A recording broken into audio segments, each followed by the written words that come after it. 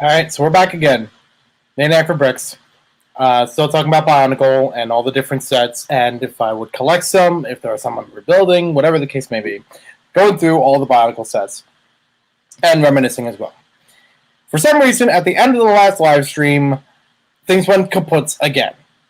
And I don't know why, other than that it said connection to the internet was, was bad.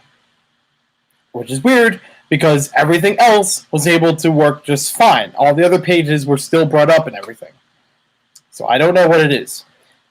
My laptop is only running this stream on the browser, and under the window that shows, this thing right here, because you can't open them in the same browser, or the same, as a tab or something, in the same window, and, 2 or 3 other tabs that aren't even doing anything right now.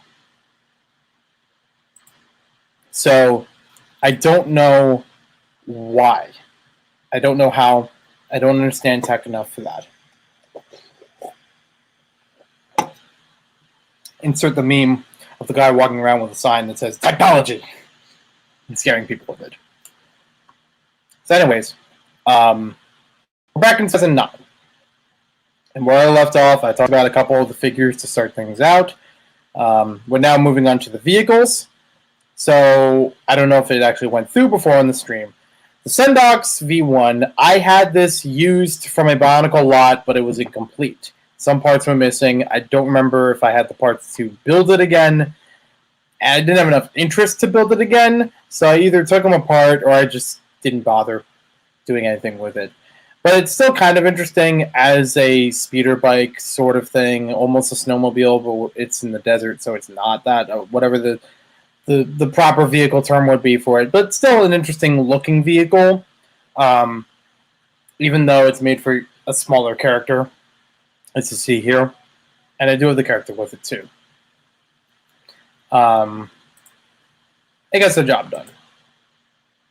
Then we have the Caxium V3. This one, again, I got the reused a lot. It's made for smaller characters. It's incomplete, but only by a couple pieces that I'm not even sure of. But it's a cool model. I've never built it. I've only received it built.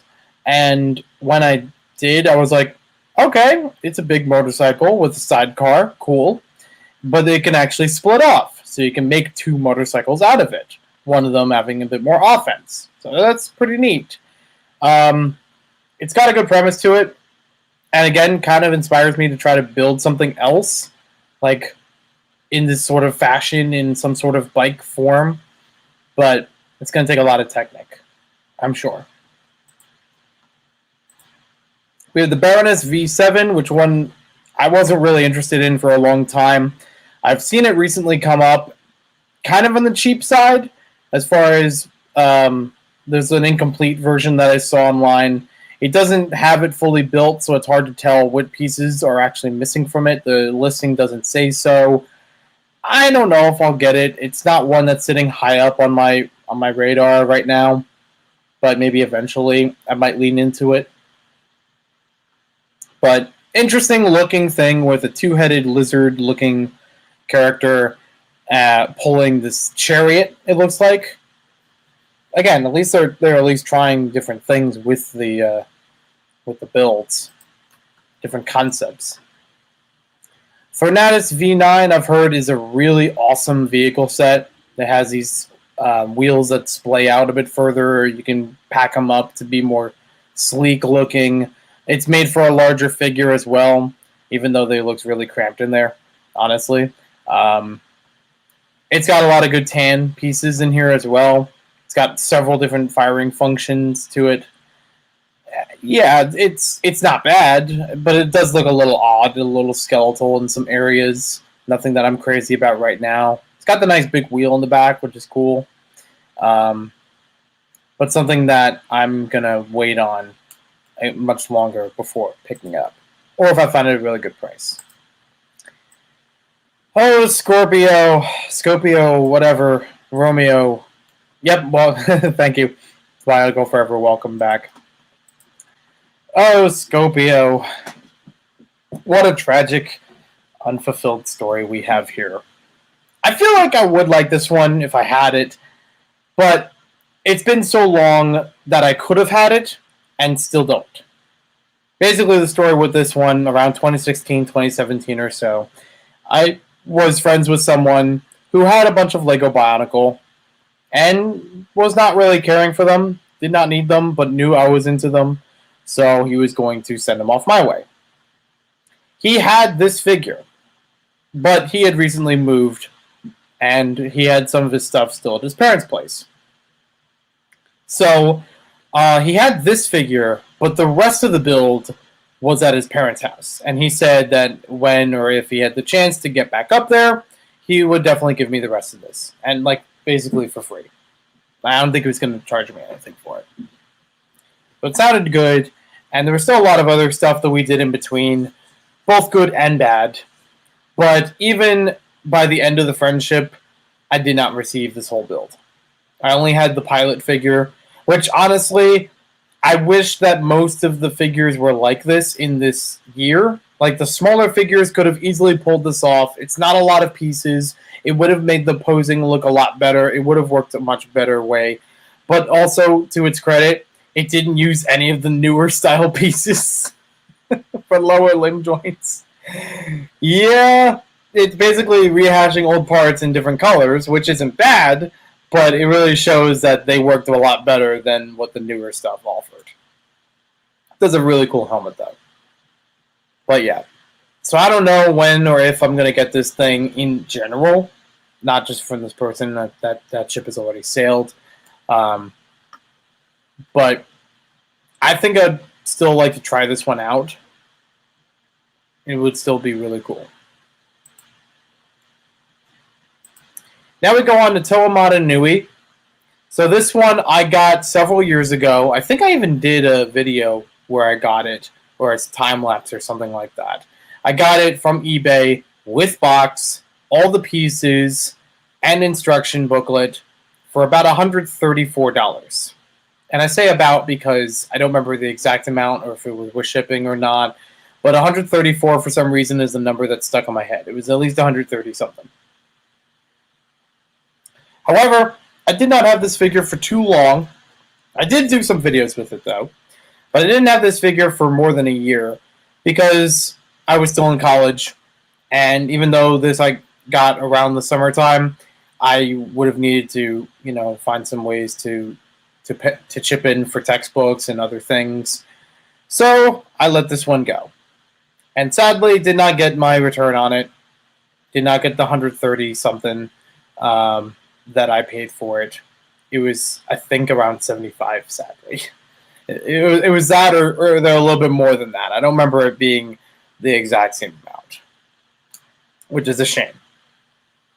And I think around that time I had some other sets that I was trying to sell, but I had problems with trying to ship it because Staples at the time had an ability to ship through UPS and USPS. And I found that to be a better option than just going straight to the post office because it gave me more hours in order to bring it there and ship it later. Unfortunately, they mishandled a lot of packages through there, whether it was UPS or USPS. And it was also much more expensive for shipping through there. Like, more than it would have been normally, and would have arrived in the same time. It wasn't even like, oh, it got upgraded to priority or something beyond that to make it there faster. No, it would have still been ground shipping, but at a higher cost. I think it was UPS specifically, which is really a shame.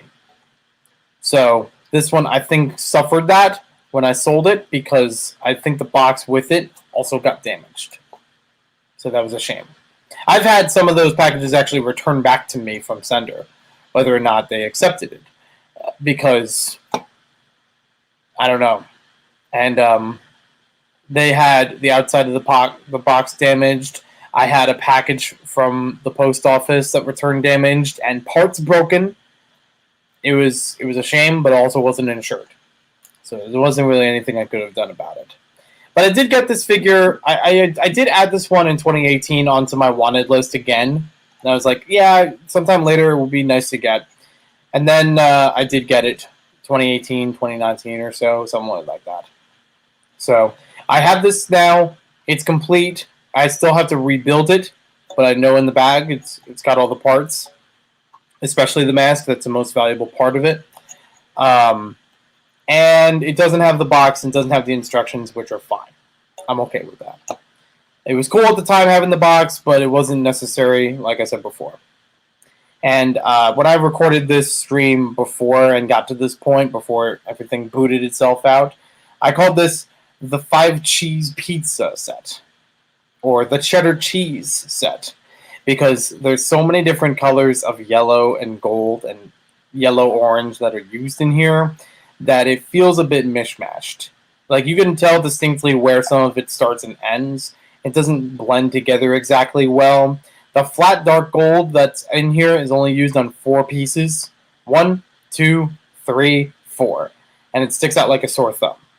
It is nice having the flat dark gold mask, yes, but why would you only go that far for the rest of the body? Could have added it along many other parts that would have felt more integral. But the mix between yellow and Keat orange, or yellowish orange, is a bit jarring at points. I call it cheddar cheese because the yellow-orange reminds me of that, of being a more orangey, cheese than other ones. Like, if you have a 5 cheese pizza, you can tell it right away.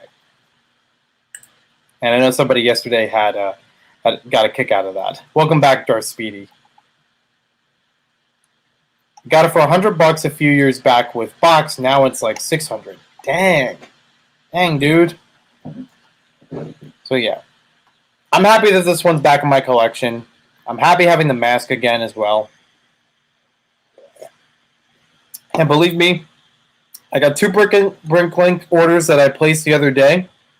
One of them through Brixart. Finally, I ordered through Brixart because I've been meaning to do that for years. And there were so many times when I tried to order in a store that it just so happened that was when the store was closed. So I always missed a chance for it. And then this time I'm like, okay, I want to try to build the mask wall again, but I want to build it in a new style. And then I found a whole lot of parts through his store and another one, and looking forward to that in the mail. So this will definitely go nicely onto it. And then the Click model from Brickmaster. Again, this is a Brickmaster exclusive, but the parts aren't really exclusive. I guarantee I have all the parts to build this in my collection. I just need to actually find them and build it. But yeah, this would be a cute one to build. Maybe even build a couple of them. Maybe build a few different colors of them. Maybe build different styles of them. I could see potential where this one could be like a race of beetle or something that could have some changes around. Different eye colors, different pincers, different legs, different colors. It's there. It's possible. And then we cut over to 2010. So, keep in mind, 2009, the only figure I got was the Skrull. I was aware of the other figures. I knew that Toa Matanui was going to be out of my price range to buy it and to get it as a gift, so I didn't consider it. It was kind of, wow, I'm glad that it exists, but there's no way I'm going to get that kind of thing. When I was younger, gifting, I had a cap as far as the price of each Lego item, particularly Lego. I think video games too, but it was definitely Lego. Couldn't be over a certain price of each, set.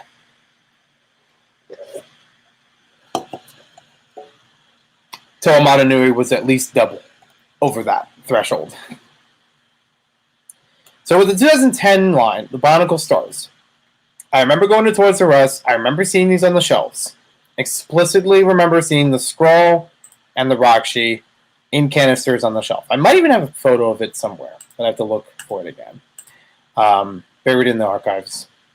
But yeah, I saw these on the shelves. I thought, okay, it's kind of nice that they have some sort of celebratory line as they're wrapping things up, but not the best selection, not the greatest parts, not the best presentation of different characters. Just did not appeal to me.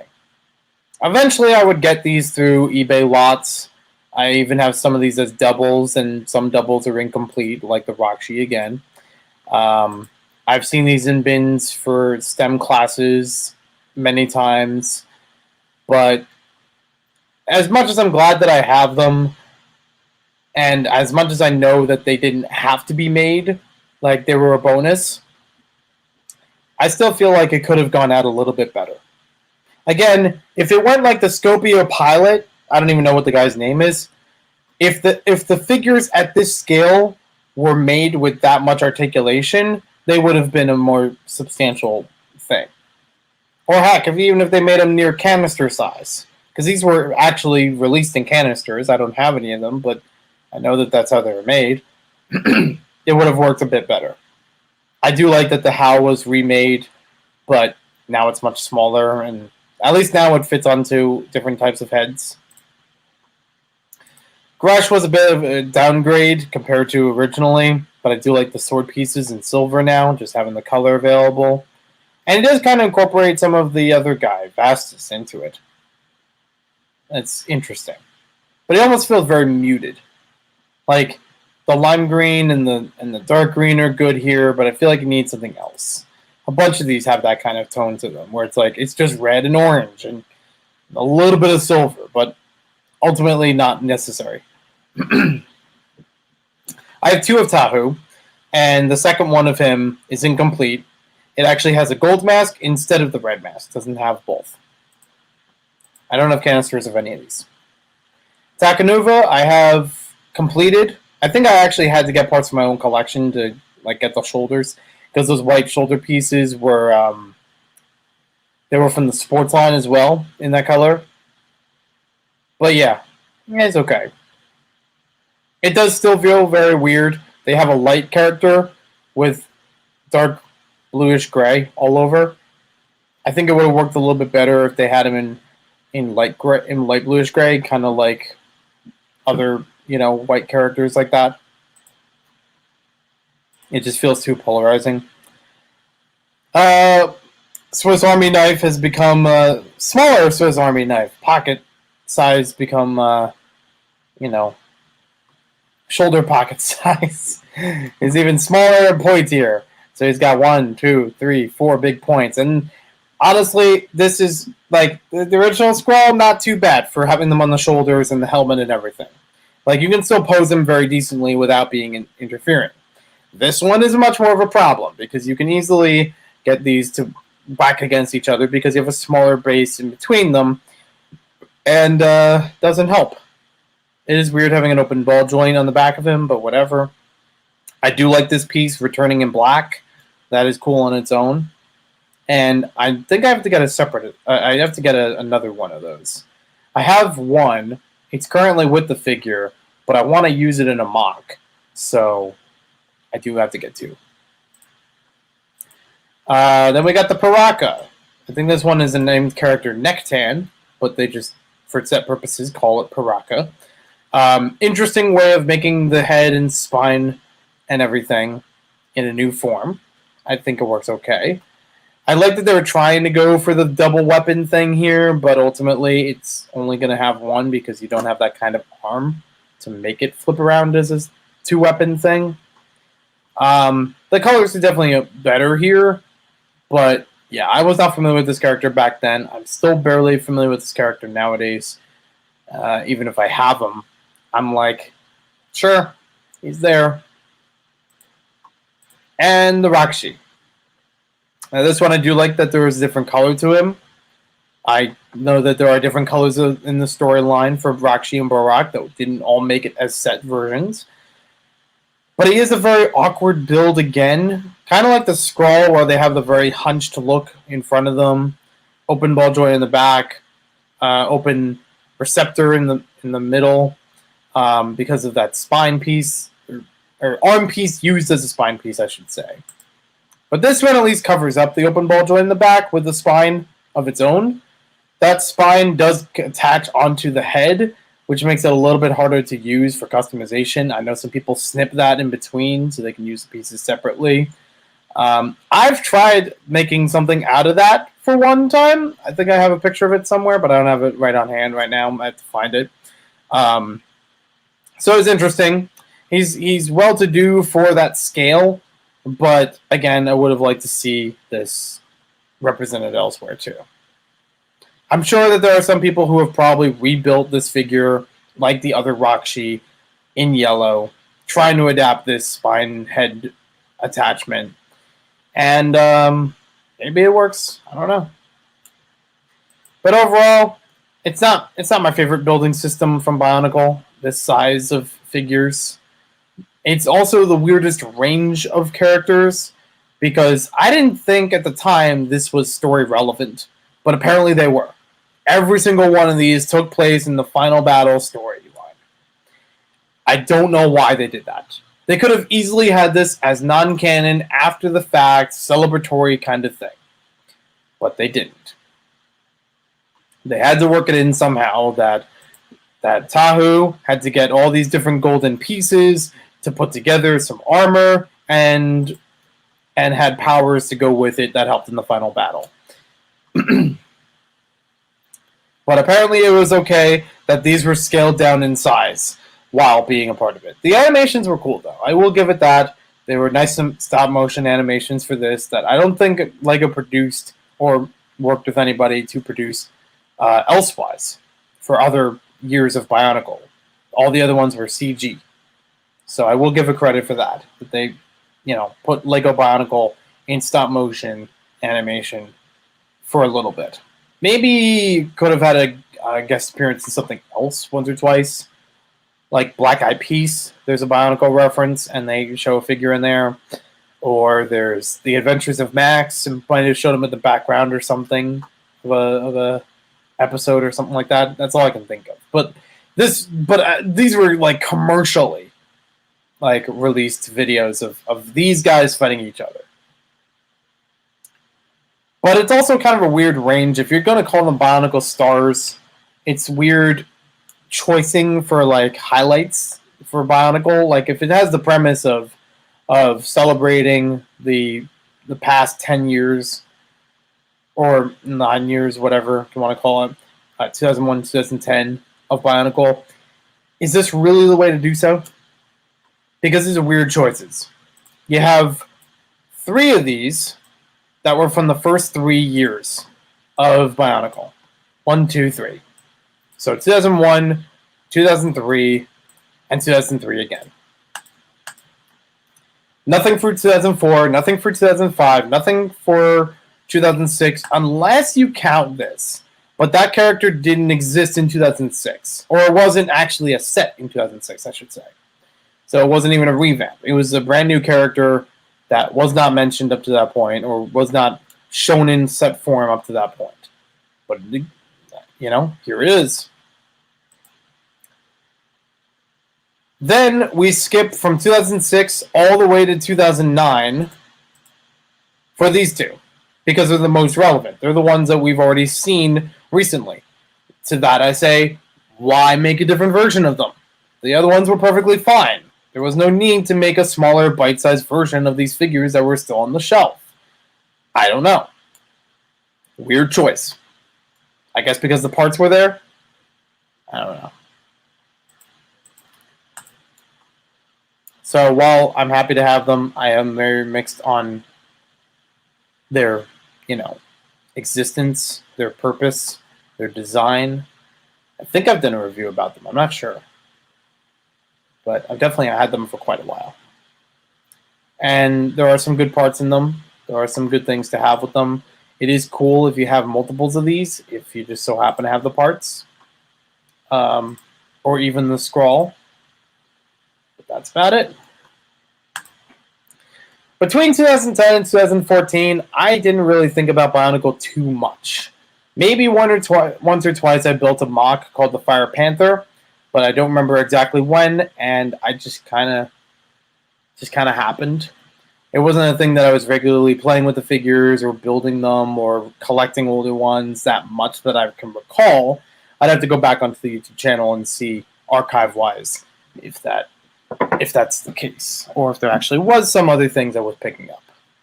But I can't say for certain that the end of Bionicle inspired me to get back into it, or anything like that. Sure, I still had all the Bionicle stuff that I grew up with, but that was about it. It was just kind of sitting in bins on their own, not doing much. Angry Dragon 114, welcome to the stream. I think there were normal size canister. There were normal canister sized in the cannon. Gotcha. Good to know. Was not aware of that.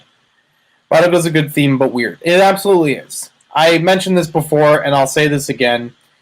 Bionicle was one of those things that LEGO was throwing at the wall and seeing if it would stick back in the late 90s and early 2000s. They had so many different avenues that they were exploring as a company, and this was one that actually stuck. This was one that actually could have went somewhere. And in my Bionicle retrospective, I basically wrote a separate part of this to explain it a bit further. Like, so many other things that could have failed. Bionicle could have gone along with them. And even while Bionicle was happening, we had Galador, which did fail. So, the fact that Bionicle did stick is interesting. Oh man, it's Lucas Bird. Welcome to the stream. I can't get enough of that Spyro profile picture. That's great. 2014 comes around, and we get some rumors and sort of leaked images of a product shelf that is going to release new Bionicle sets. I honestly did not believe it. I didn't think it was real. I had to think somebody mocked this up. This was fake news or whatever. But it was real. As LEGO did have one of their Comic-Con promotions with an exclusive transparent clear Tahu mask. Now, I do own this mask, but not because I went to Comic-Con. In fact, surprisingly, even though I lived in northern New Jersey up to now, since I moved and now I live in southern New Jersey, but still visit north every once in a while, despite living an hour away from New York originally, I did not go to New York Comic-Con. Ever. For any reason, LEGO or not. It's not that I didn't want to, I just knew that it was really expensive. It was something I couldn't plan around, the weekend-wise. And it was going to be a lot of waiting in line that I was not ready to do. So, maybe one day I will get to it. One day I'll be, able to prepare for that and enjoy it. But for right now, up to this point, never went. So I got this one second-handed at a toy convention that I had a table to sell stuff. I didn't sell too many things from what I remember. I don't remember how much I documented the experience of it, though. But I know that I went to the event. I know I paid for a table for a weekend. And at the end of it, after I had already collected some things, I decided to walk around myself. I was like, well, no one's coming to this table. I've already cleaned up things. Let me see what else people have. So this was a local convention to me at the time, maybe 20 minutes away or something. And at that event, I picked up this mask for $45. I thought that was a fair price. I know that it goes 50 plus. I know nowadays it goes even further than that. This one did have the canister, or, the container with it, not just the mask on its own. That's currently sitting in storage with other Bionicle sets, and it's really nice. I actually do want to try a review with this one. I think I've mentioned it on video before, but I don't think I've actually done a review putting it on any other figures yet. But I think it'd be fun to try out. So then, Bionicle 2015 and 2016 happens. Bionicle Generation 2 is in swing. They have a new marketing campaign, sort of. They have a new product line, sort of. They have more multimedia ways to explain the story, sort of. It's kind of like everything that they did, they only did halfway through. And I know some people have debated about this back and forth as to why it failed. And some people have actually brought up an interesting point lately. Bionicle was another theme from LEGO. It wasn't trying to be a Chima or a Ninjago competitor. But they would just, they still wanted to release it, and they thought, hey, the LEGO movie in 2014 did really well. So we don't have to advertise as much. we don't have to put as much into marketing because people are already thinking about Lego. They're already interested in it and looking to other ways to build with it, and etc. That is a theory that I've heard from some people, is that they didn't pour as much into advertising, and therefore Bionicle didn't sit with people. You know? Like, they didn't advertise because they knew Lego was Lego. Everybody knows it, and everybody's going to love it even more after the Lego movie. But Bionicle is a different thing. Bionicle is still weird in 2015. It is not conventional. It is not something that people are familiar with. Even all those years in between Bionicle G1 and G2 with Hero Factory, it didn't sit with people as much. I mean, it sat with kids okay, but it did still have to end at some point. I did pick up Hero Factory sets over the time, and I should probably talk about that in some other video.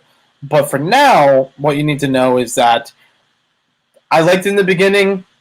I did not acquaint with a lot of the story of it because it was very bare bones, but I didn't mind that as much because it wasn't too simple. Bionicle Generation 2 was too simple. For me, it was not easy to access a lot of the story elements of it because I followed the web animations. I don't think they even made comic books for it in the Lego magazines or anything like that. They only had some comic book-like pages on the canisters, which are now not even a plastic canister, but rather something more biodegradable, environmentally friendly, whatever the case may be. That's fine, and they break down a lot easier, especially for storage, but they're also going to break more easily. Logan's Lego Vids, welcome to the stream. And Darth Speedy, I woke up super early to bum rush the Lego booth in New York Comic Con to get it to be the first. Nice, well done. I wish I could go to Comic Con. Bionicle forever. Bionicle would have done better now than back in 2015, to be honest. I don't know. I honestly don't know. But I will give you this. I was excited for Bionicle Generation 2, but I was still not picking up every single set as soon as they came out. I will tell you this, though. Despite that, the first sets that I bought were Parraka and Tahu. And not just because they're headliners, not because they're, massive parts of whatever marketing they did do. I mean, we just saw in the mask thing, they had that poster layout, whatever, and Tahu is like reaching for the mask. Yes, but I did this on principle. I intentionally bought these two figures first because of what my brother and I grew up with. As I had mentioned before, my brother and I had a tradition in which the first two figures of Bionicle that we bought were Tahu and Parraka. And every toy wave with the canister sets, we would buy the red and white figures respectively. I would get the red ones, he would get the white ones. We would still be playing with them together. But that was how we chose to do it. Even though my brother was 10 years out from Lego by this point, and I was the only one that was picking these up anyways, I still intentionally bought both of these, and I was happy. I was very happy. It was kind of a almost emotional moment for me of something that I could get to relive in some way, even though Michael wasn't there. My brother Michael wasn't there to be a part of it, but it meant a lot. It meant a lot, and it still was really cool building these figures first. Shortly after, I do remember getting the Lord of Skull Spiders because I wanted to try out what this villain was like, and seeing it was in a smaller, affordable set, I thought, hey, this might be interesting. It did have an interesting build and play function to it, and it could be played with other figures to a degree. However, it only basically served that one gimmick. It didn't have a lot of posability. It doesn't have a lot of other functions beyond that. It had an okay style, like elsewise, but that's all you really got out of it. Sometime later, I would get some of the other Protector and Toa Master figures. On the whole, the Protectors are fine, and they do just enough to look like they belong together as part of a group, but also have some things that stand out, whether it's the weapons or accessories or what have you. they still had some things that could tell them apart. The gun in the chest, though, that's just hilarious, and they work well enough as smaller figure sets.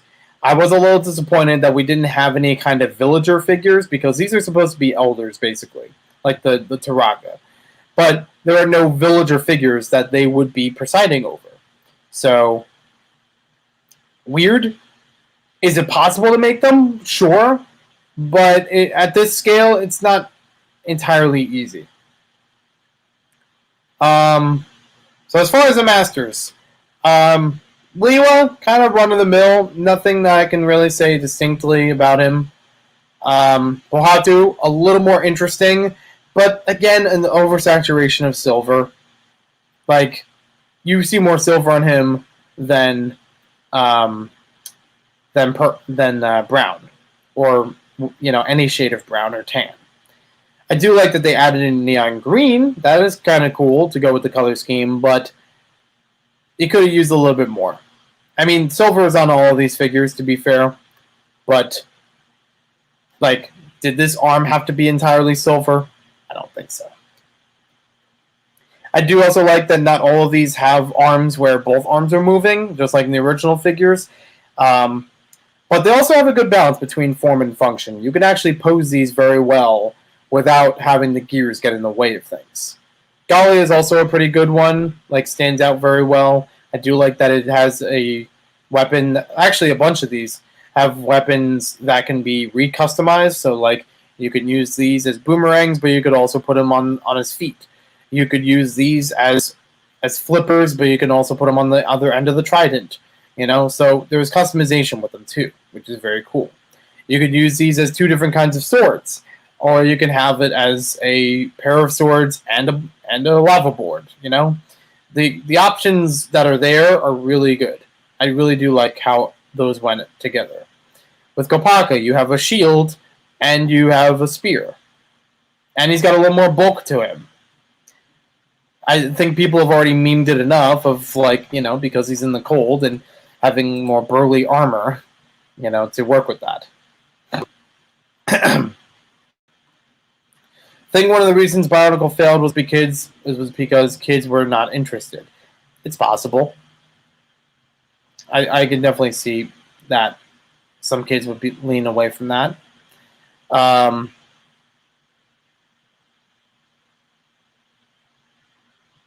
Okay, instead of a 10-year hiatus instead of a 5-year. Yeah, maybe. That could be seen.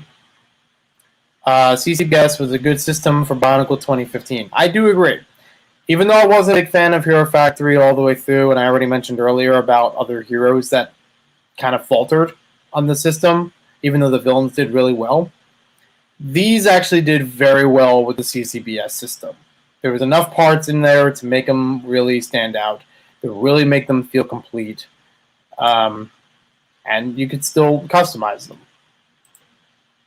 If it's not video game related, kids won't want it as much. Well, there's the thing. Lego Bionicle Generation 2 did have a couple video games, but they were app games. I didn't play them either. I didn't play them because I didn't even know if they were going to be canon or not. I didn't know if they were relevant. And I was also very skeptical about Lego apps in general, where it's like, it appears one day and it's gone the next. Nowadays, I don't know if anybody has a ROM or ISO or whatever it's called, like the software backing up this game, the two games that they released for Generation 2. But I will say, to its credit, Ninjago started out the same way. It didn't start out with a console or handheld video game. It had one or two mobile games. And it still goes on to this day. Later down the way, it had a bunch of video games. And Lego Battles, Ninjago, I don't remember if that was the same year, 2011 or 2012. But I don't remember it being like right on top of the theme. I could be wrong. But I don't think it's something that... Like, if I talk with Ninjago fans, I'll hear them talk about the sets. I never hear them talk about the video games. Like, I've never heard them talk about Shadow of Ronin or Nindroids or anything like that. Or the inclusion of Ninjago in whatever it's called. Lego Dimensions, that's it. Which was also 2015. Just a funny thing. To be fair, if it came back now, it would do the same thing. The same AR integration to sell it. Yeah, it probably would. I don't like that half the total are gold. Oh, the Biomedia Project. Okay, sweet. Maybe I'll play that sometime. I also need to play Motonui Online game. I played the first one. I do remember that. I remember a little bit of the second one, but I haven't played them in so long that it's like it's going to be a fresh new thing for me, basically. I actually don't mind about half and half if the Toa are gold or not, because it's kind of like the Parraka, because some of them were gold, some of them were silver, and some worked better with one versus the other. I think might have even had some gold. I think the Parraka even had some that were gunmetal gray in between, if I remember correctly, because Akan was gunmetal gray. I don't remember if anyone else was. They had Zaktan was gold, Vizon was silver, Radak was gold, Thok was silver. Oh, and Avak was gunmetal gray. So yeah, you had three different, accent colors to them. I think that could have worked with the Bionicle Masters and later the Uniters, but having it as just having them all silver would have really pissed me off, because it would have reminded me too much of 2008. Ninjago is really good being standard. Lego helped it. That's true. Alright, so moving on from there, these sets are fine. I have no qualms about them. I think they are a good balance between form and function. They stand out from each other just enough. And, I like Onua being more burly. I was not a fan of the animations because they were a little too simplistic on the storyline. Having one narrator characterizing everybody seemed a little bit odd. I would have liked if each of them had their own voices, because I didn't really like the idea of one narrator voicing everybody. And once again, we got to bring up about Journey to One, the Netflix TV show. I haven't had Netflix. I've only used it in a trial around March of last year, but that was a month trial, and I didn't even use it that long. And I forgot to bring Journey to One into that. I didn't go on there for it. I went on there for Yu-Gi-Oh! Because I found a whole bunch of my Yu-Gi-Oh! Collection. So I was really happy about that for 2020. All right, have a good one, Lucas. We're closer to wrapping up, actually. And let's see. So if Journey to One had story and substance to a lot of this, I was not aware of it. I know there were Scholastic books released at the time, but I didn't know where to find them. The books weren't regularly available near me, and I think I may have seen one after the fact in person. I'm not even sure. But I don't own any of the G2 storybooks either. And even so, they're not made the same way as the old ones. They're not made the same way as the old Scholastic books. So I don't know if that would have been more inviting or less inviting as far as story goes. It's really it didn't seem like it was going that far with it. The lack of story was the problem. I feel like between Generation 1 and Generation 2, I left off Bionicle Generation 1 because it was too convoluted. That it was going in so many... It had so many directions. It didn't wrap itself up. It took forever to get to its point, even though there were some interesting things along the way. But felt like too much for me. And even now, going back into it, I'm like, there's so much here. And not a lot of it is relevant to the story. It's world building, which is fine, but it's not something I feel like I need to learn. There's whole characters that I don't know what to do with them because they're not all taking place in the story, or they're only there for a blip. They're only there for a second or something like that, as far as I've learned. And there's plenty of stuff that I haven't learned, too. And also, again, about the multiple reading materials and media to approach the story. That it's like, I can't just go to one medium and get the full thing as I need to. Even if it has the filler and fluff or whatever, that's fine. But at least give it to me straight. Give it to me as the whole, this is canon, this is how it plays out thing. But no, some of this is not. Some of this is in another dimension. Some of this is Elseworld. Whatever the case may be. Meanwhile, Generation 2, very few forms of media to adapt with it, but very simplistic story in all of it. So it doesn't have enough to grip me. There's not enough there for me to get more interested in it. So it felt like it was too much on the opposite spectrum. And again, I did not have access to every single one of those material, but I am actually curious if any of those are canon. And if I read the Scholastic books, if I play the Bionicle app games, are they going to mean anything? Or am I just, again, getting spin-off material? Or Journey to One, you know? Is that the definitive storyline of it? Or is there changes or whatever? Then you have Hero Factory, which is literally sitting in the middle of them. There is story. There is a cohesive way of finding that story, which is through very few media materials. They had comic books. They had, I want to say, not exactly a TV show, because they were more like specials on TV, on Nickelodeon, but there were releases DVDs later. And then you had maybe a little bit for games and a little bit for, I don't know, maybe the magazines and Hero Factory FM. Not much beyond that. But it felt more centralized, where it's like, okay, there's a few materials. Some of this is clearly external stuff. But you follow the DVD stuff, and that gives you the story, and that's good. And I'm okay with that. And that's how I caught up with a bunch of the Hero Factory story back then. Hello, Man Gaming. Welcome to the stream. How you doing? Bionicle G2 felt so childish, and so many cliches. So the books are canon, and the app, I don't think so. Okay, good to know. I am also curious if Biomedia Project has the books available. If they have scans of the books, that would be fine by me too. Now we cut into the other villains of Generation 1 in the Summer Wave.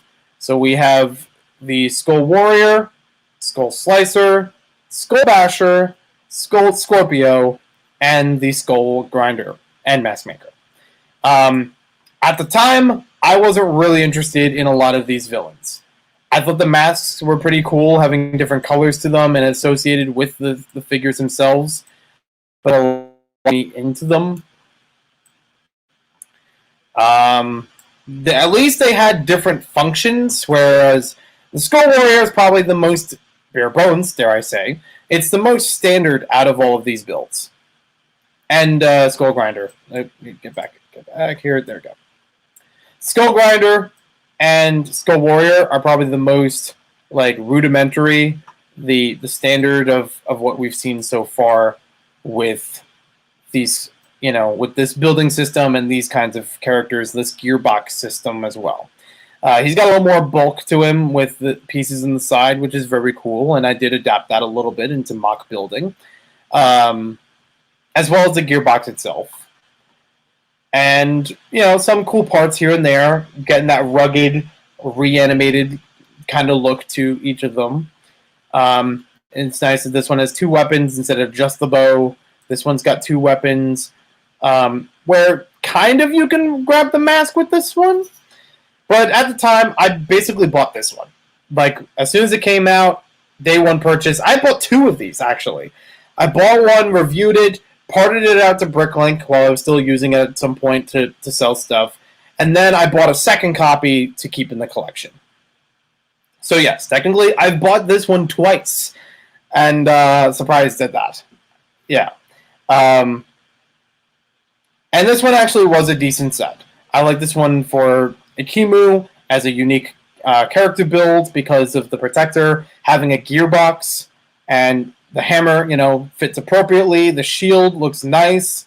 I didn't actually realize that this piece already existed for a while. It was in Ninjago Rebooted back in 2012, 2013, or something like that, a couple of years before. And it's also been in a couple Disney Princess sets. So that was neat. The shoulder pieces, I think, were already existing from the buildable figures from Legends of Chima, which is cool. Again, from like new to me, but reusing old parts in a cool new way. So I do like that. This was a good pack of figures, just fun to play with and just really nice, imposing villain to go with it, even though he's on the standard side of things. This one, I remember seeing tons of them in Toys R Us. This guy barely sold for a long time before the cancellation, and even after that, started going on clearance. But even then, I don't think it was falling off the shelves either. I probably have a photo from back then, or video or something, from seeing it in the stores. Skull Scorpio, it took me a while to get, but when I did, I was like, he's okay. He's not exactly that exciting. He's kind of the same problem as the Lord of Skull Spiders, where most of him only serves one play function. You don't actually have any of these legs that are posable, but I could see that being a problem if you could, because then you wouldn't be able to use the function as well. But in the given canister set, I'm impressed that they pulled off this feature, so I will give it that. It's unique nature of it. So that's okay. Skull Slicer is literally a standard villain with extra arms, so General Kenobi ensues. And maybe it was this one that people were memeing about. Not sure. But either way, he's okay. It's kind of interesting how some arms move in the same direction as other ones. A little bit repetitive that he has the same swords all around and only one different thing on an arm. I'm mixed with him, but yeah, he's just kind of like middle of the road, almost on the negative side for me personally. And Skull Basher, he's got an interesting function. I think K2SO had this later in Rogue One, the buildable figure, where you just push on his back and it'll move his arms, crushing them together. But the good thing about it is also is enough play that you could actually swing one arm over the other, so you can get one big one out of this, one big one out of that. So there's some options. It's at least trying something different in that style, in that building system. But yeah, that's all I can say for that. Oh, the Hero Pack. So I got this as a gift with purchase, and I remember getting multiples of these from other people later down the road. I still have some sealed that I would love to hand out to Bionicle fans, probably Brickfair, New Jersey, as long as I have them ready to go with that. So I still have to find them again, and then I'll have them saved for y'all. I remembered on YouTube back in the day that somebody had a Lego order. They got this for free with it. They're not a Bionicle fan, and they were very adamant about it because they opened up the pack. They took the masked pieces, put them onto a table, and smacked them over with a hammer on camera. And I did a funny, almost jokey PSA about it, where it's like, if people don't want these, I will take them in and I will give them a good home or something like that. It's funny. I do not have the video link, unfortunately, for that smashing hammer video. I don't know if I can find it. And this day and age in YouTube, where made for kids content, is marked all over the place, and therefore making things harder to search. I don't know if it's easy to search for, even if it's publicly available. It may have been removed. It may have been unlisted at some point, for all I know. But I do distinctly remember seeing a video where somebody did that. And I was like, how harsh. I mean, yeah, it's a free product.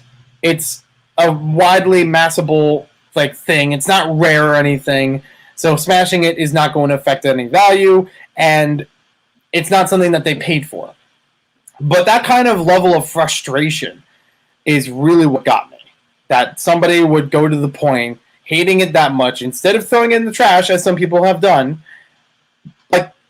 not just with Bionicle, not with G2, but I mean in other non-Lego building systems in general, like Mega Blocks. They just throw it in the trash. That somebody would go to this point with a Lego product that they would smash it over with a hammer on camera and publish it to YouTube, instead of just doing it in the privacy of their home. But I do have this whole thing myself. I do have my own copy of it. I think I've already reviewed it. And I should probably add that with the transparent one, the transparent clear one from New York Comic Con, to review and show them all together. That'd be kind of cool. Hero Factory was all good in my opinion. Yeah. Was that the Dark Age years for Lego? I don't remember. And yes, Angry Dragon 114 did also send me one, so I thank you for that as well. Hot take, Lego, the Dark Age of Lego is now. I can see where things are a little bit weird for Lego now, like teetering weird. I don't know if I could say it's the Dark Age, but it's definitely not the high that 2014 or so had. There are definitely some good things that have happened over the years, but there's a lot of muddled stuff in between. And now we go on to the Bionicle Villain Pack. I only really have interest in this one because I want to complete G2. There's so few things from G2 I have left to get from it that this is like one of the few, and I'm like, yeah, I might as well get that. Because I don't have that mask in that color. It would be cool to have the rest of this, but not necessary. I should add that. I want. Here we go. I did try building the Bionicle mask wall around this time, and I did intend that I was going to make a G2 version of the wall. Considering that there aren't a lot of masks, there were no mask packs available, and there was only a couple of promotional ones, it seemed possible, and it still does. But then we come to these two, which, yes, I do want them, but they are expensive. The transparent blue Gali mask from the Inside Tour, and the transparent neon green mask from somewhere. I don't even know the distribution of this one, but it wasn't in the States as far as I can tell. It wasn't anywhere that I was able to pick it up, or I would have done so. But I know these are expensive. So these are kind of the white whales of G2, honestly. Like in all of G2, these are the white whales. I'd say probably even more than this, because I don't know if that one's exactly rare or expensive or anything like that compared to the other ones. But I'm so close, and I would like to try to get those done. It'd be nice to get through them.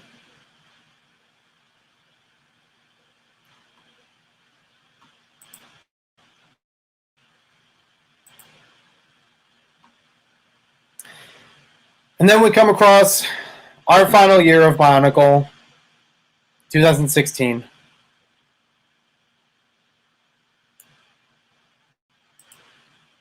Okay, computer, hold down on me. We're almost done, I swear. This is the last year of Bionicle, 2016. Unless you count any of the times that they put sticker Easter eggs in other LEGO sets. I have some of those, but not because of that Easter egg. But it is welcomed. I am okay with those. I am okay if LEGO continuously does that for other discontinued themes, that they're not going to bring them back, but the designers will put in a reference to them. I am okay with that. Even though they did make Rocket Racer officially in the LEGO stunt sets. Do they want the figure or not? I would get it, but I'm not expecting a full LEGO Racers revamp. Although it is kind of strange how LEGO Racers as a theme, not associated with the video game, had existed for so long. Like, basically a mainstay next to City and Castle and everything else. But still fell by the wayside, and now you see it once in a while into City. Alright, 2020 was a good year for LEGO. Is 21 a bad or good year? 21 seems not as good as 20. Yeah. I mean, somewhere between 20 and 21, I would say, is kind of like, it really does remind me of the early aughts of LEGO, the early 2000s, because of how they're branching into other licenses, how they're making specialized pieces, how they're accessorizing and making more LEGO brand stuff. How the Troll sets have like these felt pieces added to them. I was like, we're back in Belleville, baby! Because they did that. They did that in 2003 or so. Oh man, it's funny. But yeah, I can see a little bit of that looping back around. The 18 plus idea is a joke, and the real life objects in LEGO just seems goofy to me when it's more expensive than the real thing. Yeah, in some cases, yeah, I can see that. But I, again, don't have enough experience or haven't seen them, like videos of them enough to get a better idea of that. The green one was a San Diego Comic-Con mask. Thank you. Okay, so that was more exclusive and therefore more expensive.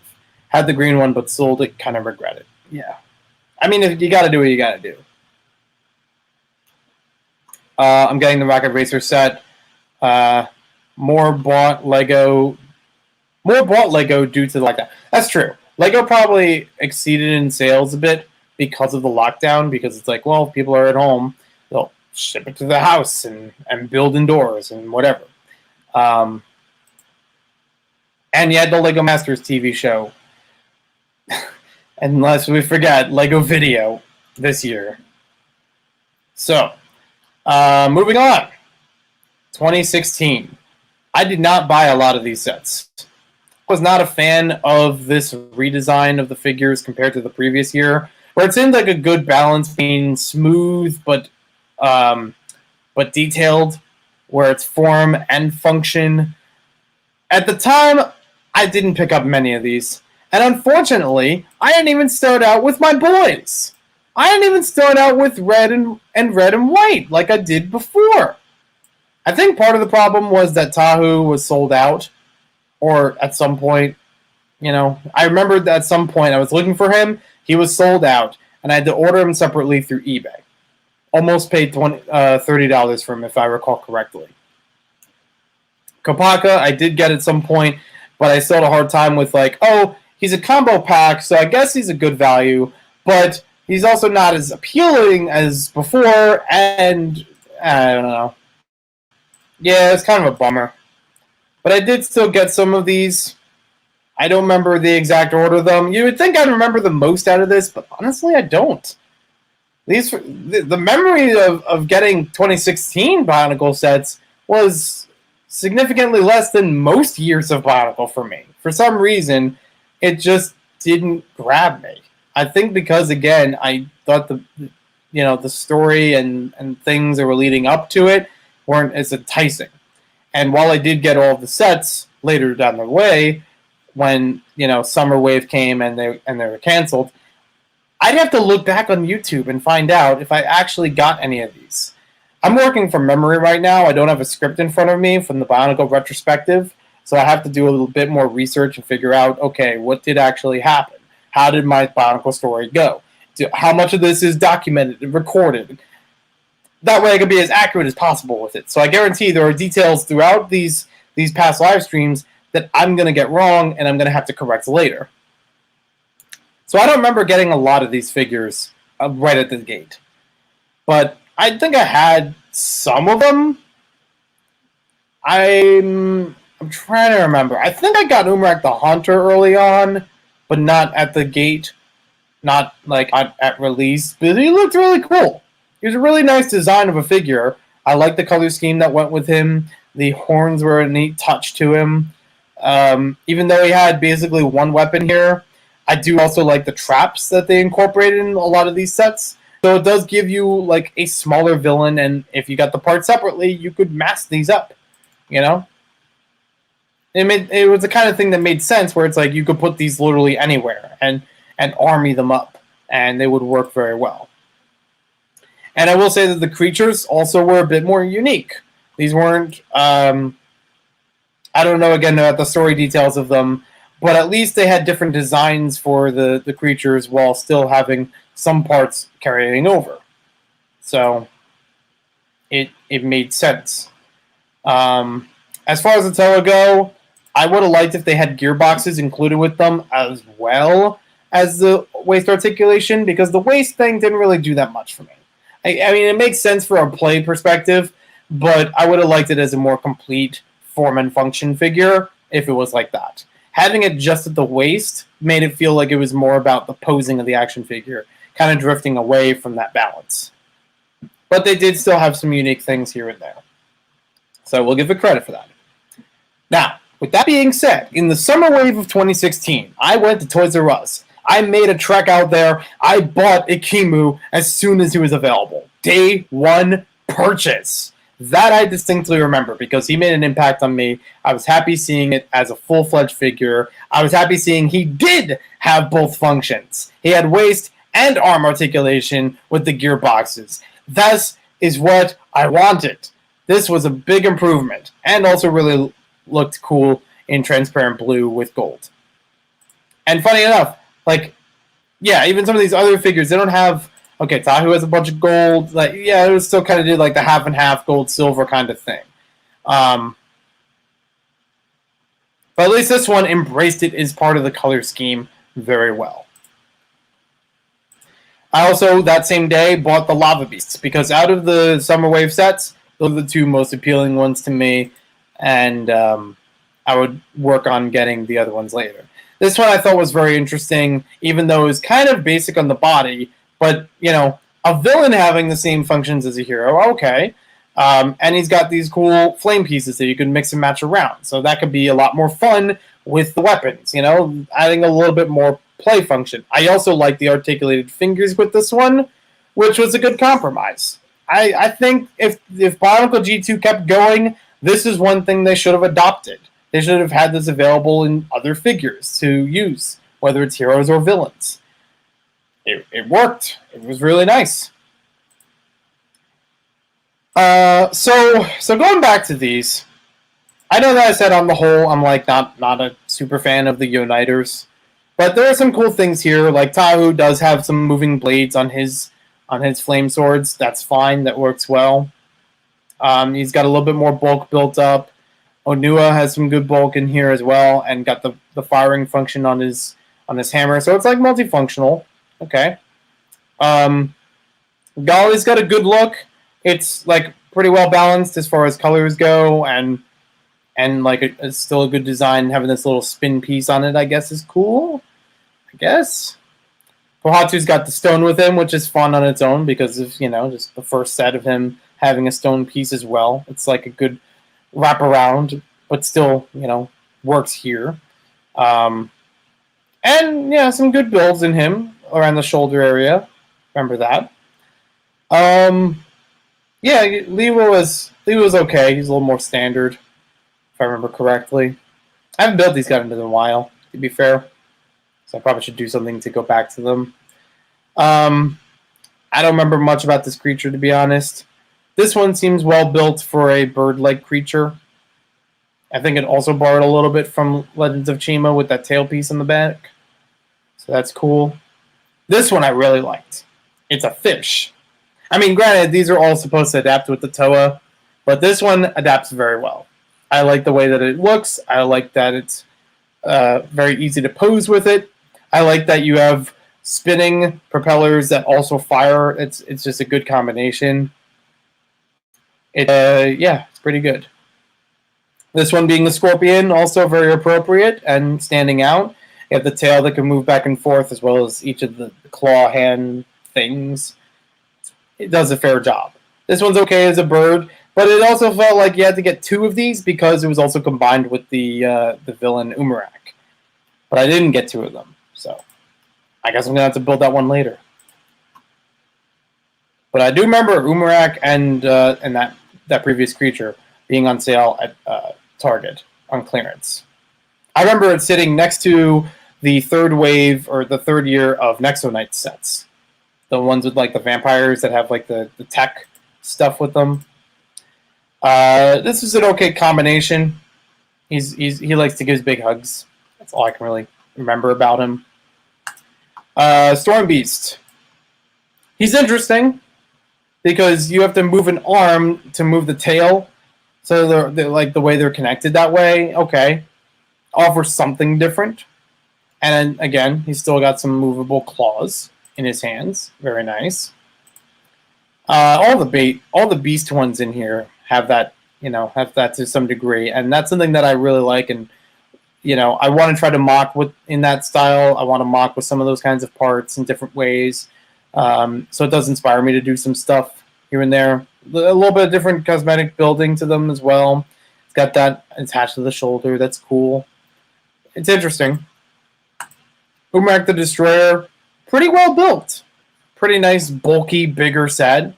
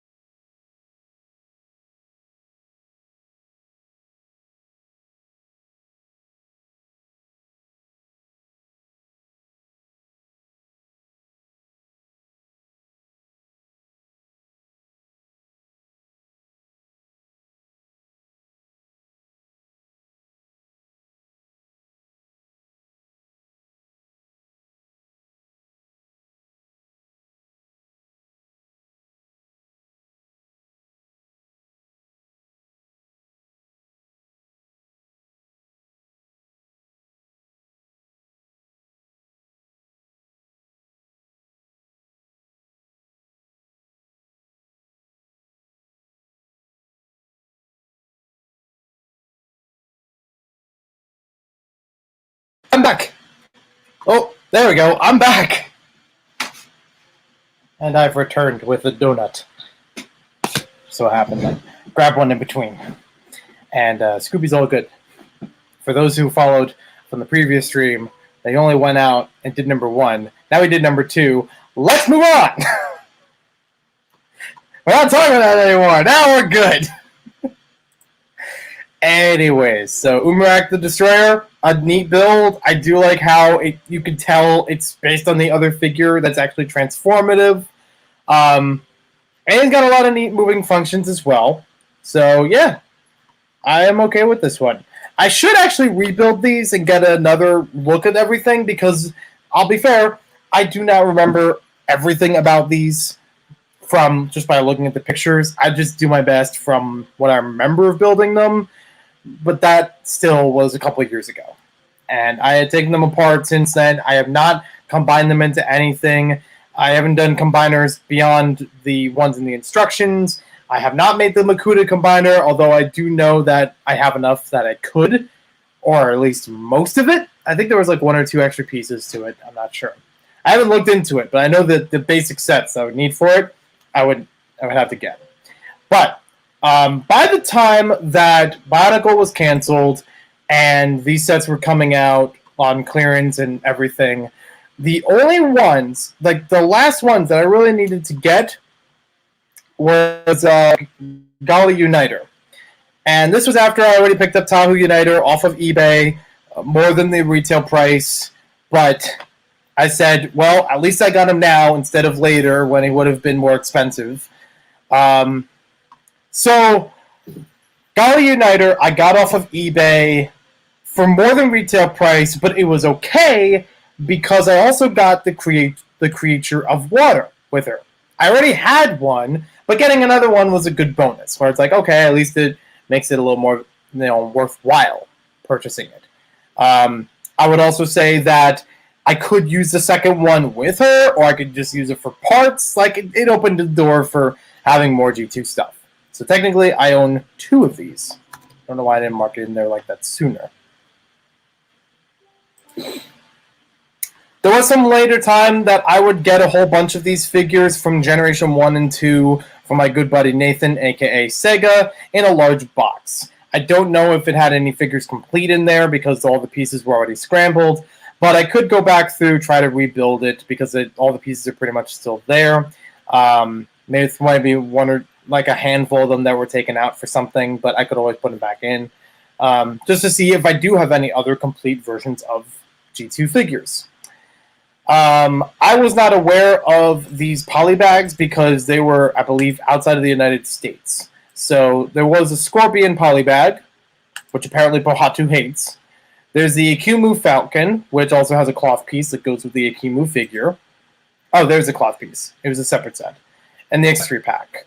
So these polybags I would like to get, but I believe I can make 2 of them out of my own parts. I could probably piece them together. This is something that I kind of wish that G2 actually did more of. Like, it is nice that they put it in a gift with purchase or magazine gift, whatever the promotion was. Not a regular retail polybag. But why couldn't they do this more often? I think this could have actually helped the theme a little bit more in terms of design if they actually incorporated some of these parts beyond these small, sets. And even having flora and fauna to go with it. You could have done it like in the original series where they had the Master Builder set, which was just a big batch of Bionicle parts that you could make your own figures out of it, or follow the instructions. They could have done that here too. And it would have probably yielded some good results out of it. But no, unfortunately we didn't get that. And we had the theme close up, after the summer wave launched. So I was happy that I got most of the figures through Toys R Us and through retail.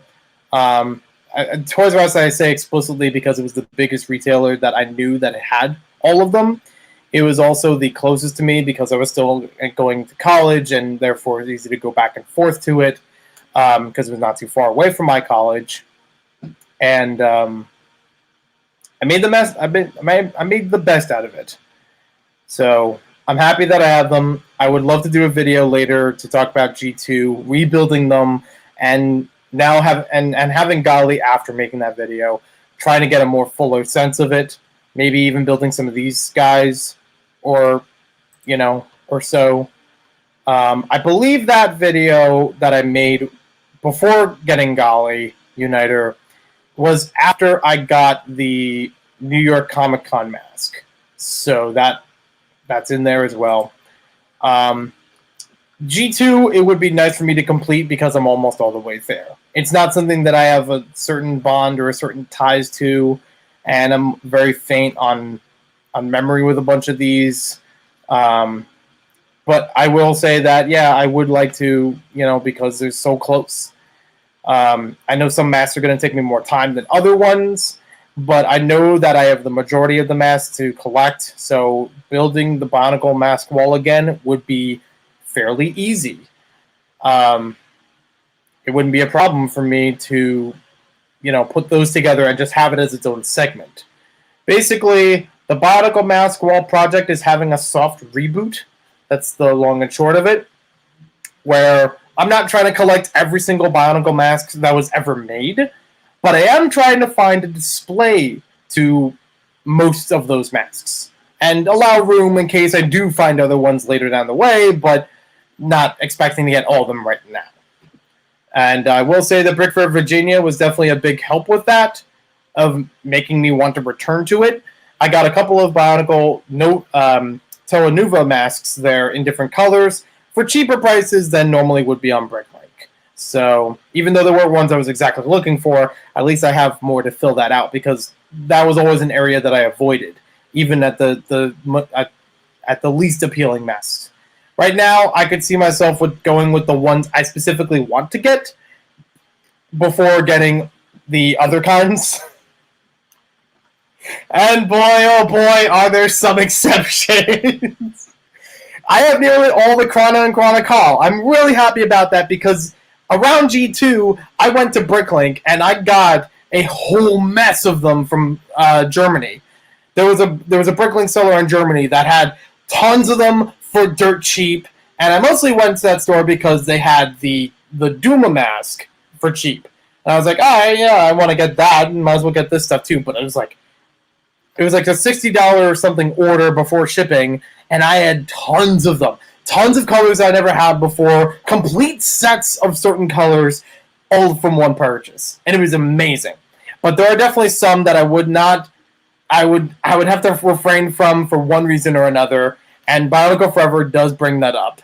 The 14 karat gold HOW and the platinum of Oki.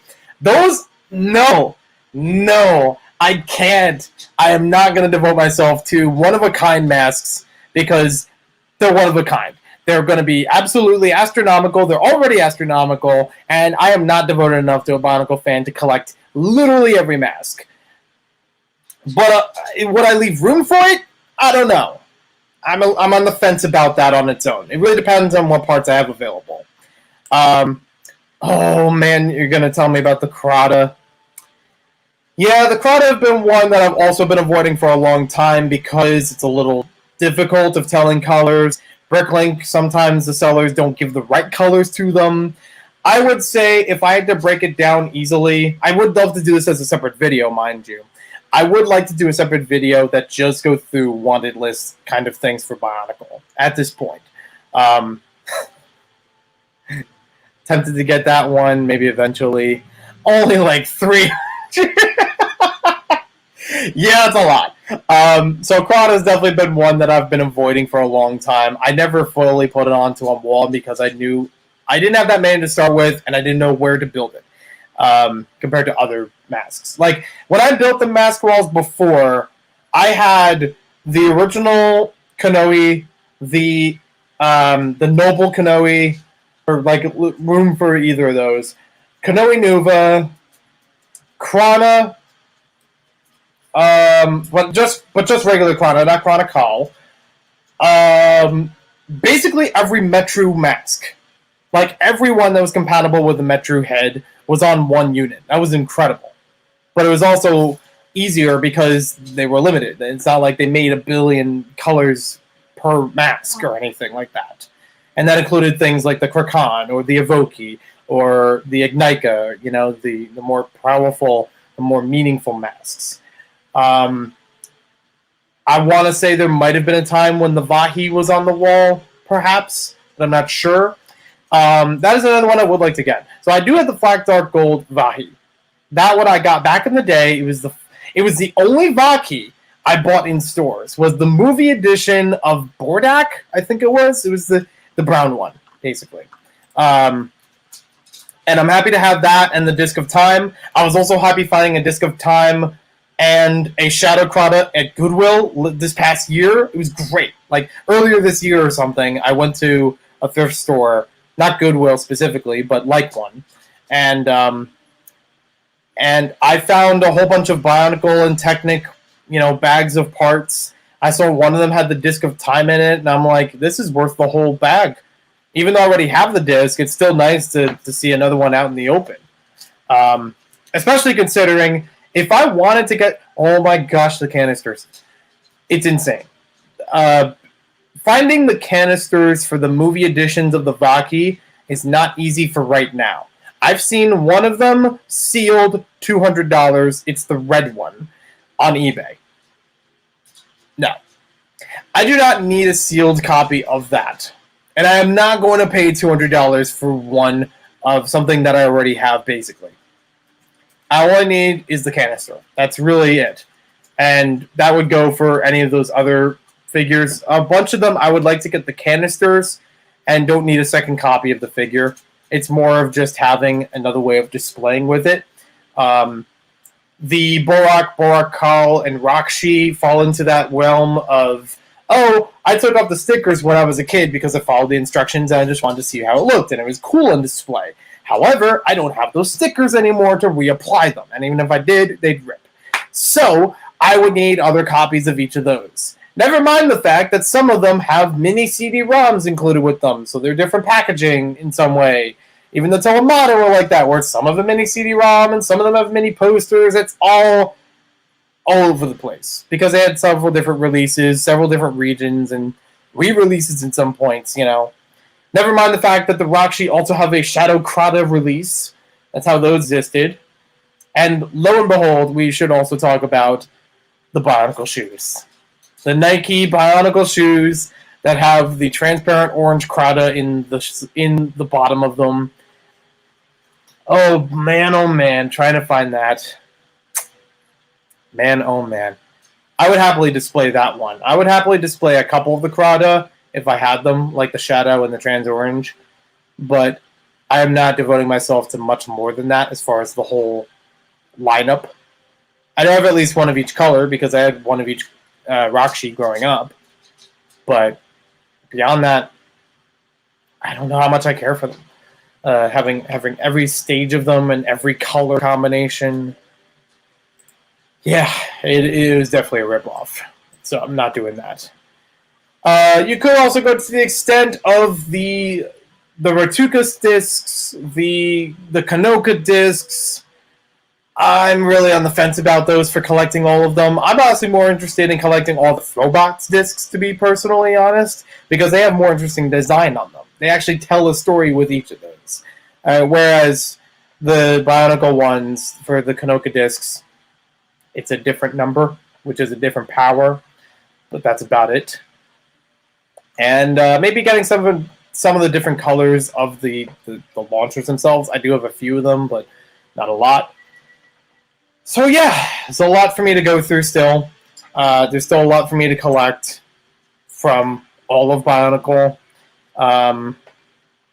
Just as a quick thing at the end here, I'm going to break it down to what the ratio is like. So if I go back, hopefully it doesn't crash on me again. Please don't crash on me. I'm going to eat a donut while I'm waiting for it to load.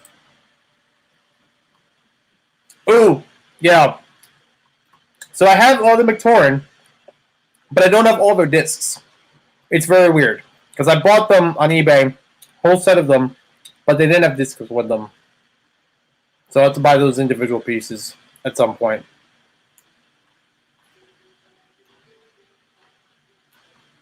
So I guess technically that's backlogged. That's backlogged because of incomplete. Out of the 389 search results for Bionicle, which also includes combos, which also includes repeats, which also includes... I don't think it includes gear. That's a whole nother story that we'd have to talk about in another stream. And that would have to go to the Bricklink catalog for all of the merchandise that I either have or want or whatever. And I do want to do some separate Bionicle videos. Don't mind me. I do want to actually review some of those things. And maybe even re-review some.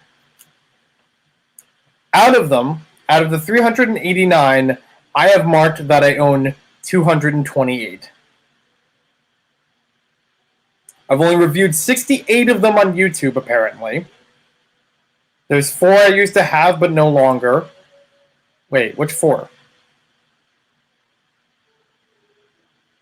Oh, yeah. Okay, so technically, I can take away that one for Toa Matanui, because I do own it again. But yeah, at one time, yeah, I didn't have it. But I don't think it really matters if I bought it, resold it, then bought it again, and now it's in the collection. Boxster and Exotoa, I don't remember if I still have them. But I know I had them at one point. I had built them, I played with them for a bit, and then sold them again. But I don't know if I have them still, or if I sold both of them. Bionicle Power Pack, I used to have it in box, and for some reason I sold it. I don't know why. But I really like that. I really like that collection. Now I gotta hunt down the CD again. 1 or 2 pieces from Hafu I still need to find. I still have the mask, because I already had multiples of that. So yeah, that one is in the owned but no longer category. Even though I still marked it as owned on here. It's a vanilla frosted donut. Don't mind me. So, do some quick math. Do I have a calculator nearby? Oh wait, it's on the computer. Of the rough estimate of 228 over 389.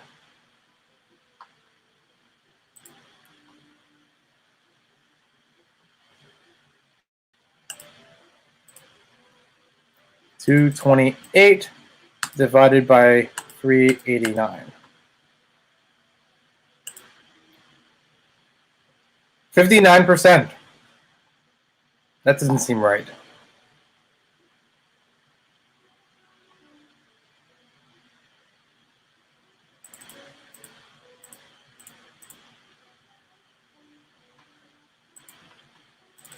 $228 divided by 389. Yeah, I guess it is. About 60% of all Bionicle sets I own. That's not bad. I'm not aiming for 100%.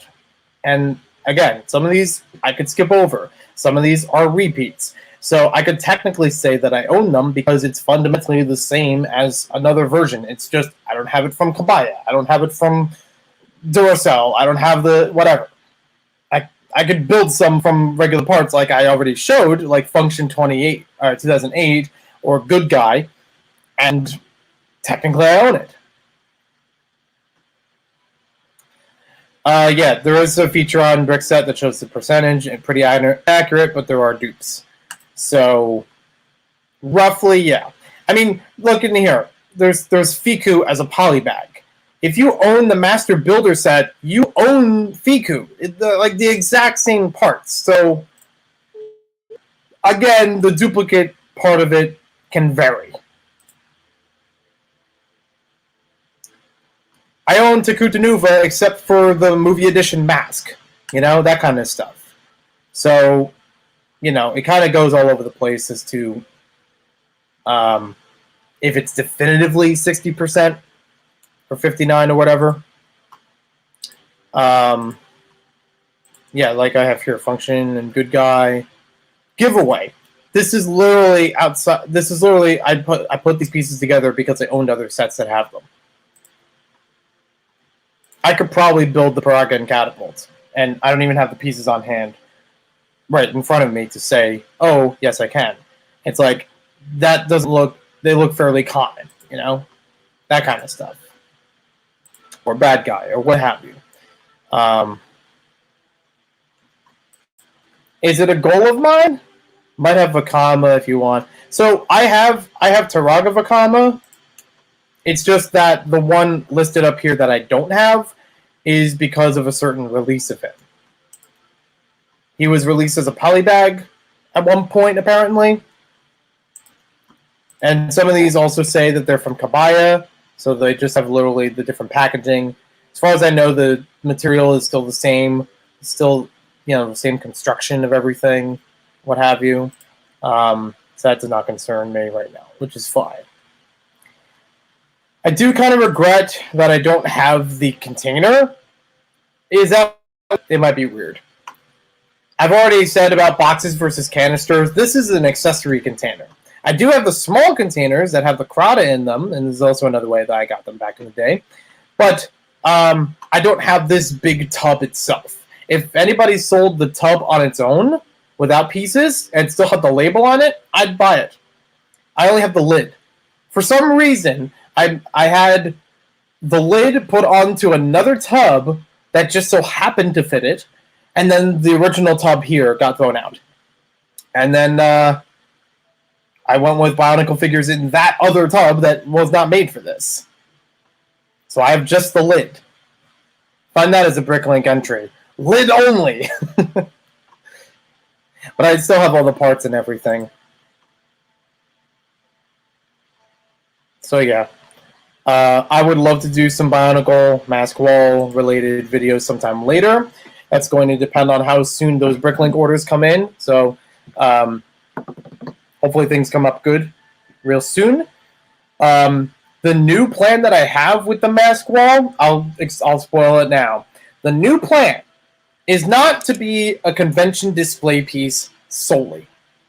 In fact, it's not even going to be made primarily out of system bricks like I did before. I mean, it worked fine, but it looked fine, but it didn't actually work well because I had to fix it every show. There were tons of times where it would break apart. I'd have to build new supports for it. And when I brought it to Brick Fair, Virginia, everything crashed. Everything was broken inside of the box, and I was not willing to put it back together. It was right at the Bionicle table. I looked in the box. It was all broken. And I just retired it right then and there. I still kept it, but I didn't display it. So I might mock up what that used to look like, if anything, based on the videos and photos that I've taken beforehand. But I am not going to return to that kind of building because it was not sturdy. Instead, I'm following in the path of many other people, and I will credit them when I make the videos about it. But I am following in the path of other people who have taken a bunch of Technic axles and connectors and made a more skeletal but grid-like system of adapting the Bionicle heads and masks. It works very well, and I want to try to put that onto a wall. Like, I'm actually going to nail it to the wall itself so it hangs down and becomes its own background of sorts. It won't be like the Duck Bricks form where it actually has a frame around it or whatever. But I think it'll still be nice. I think it'll still, and it also has a little bit tweaked to the design that I've seen from other people. Enough of it is tweaked so that I can create more grids to it. So I can add more types of masks and have whole grid lines done. So I'm looking forward to all of that. And Bionicle Forever says there's also a never officially released that they mention on Brickset. I think, yeah, sometimes I know they do that. But, yeah. So this was fun. Finally going back through it after 3 months of inactivity. But I'm glad I finally scrolled back through all of this. It is nice being back into the swing of Bionicle collecting after quite some time that I left off on it. I would said the last I was really Crota, yeah. So I will still have to work on the Bionicle retrospective, and again piecing together my history with Bionicle. I mean, I had a lot of it written. I have a lot of it jotted down, and clearly I can remember a lot of this from memory very easily. But there's also a lot of it that I have to look back and, fact check things of sorts. Yeah, I've never seen packaging for that either. So thank you for joining me. I hope you guys enjoyed it. I will talk about it a little bit more later. I'm going to go film a haul video from that box that came in earlier. It does the classic, just slap a label on the box and not even cover all the other labels, because I didn't order a Chromebook, but that box says Chromebook on it.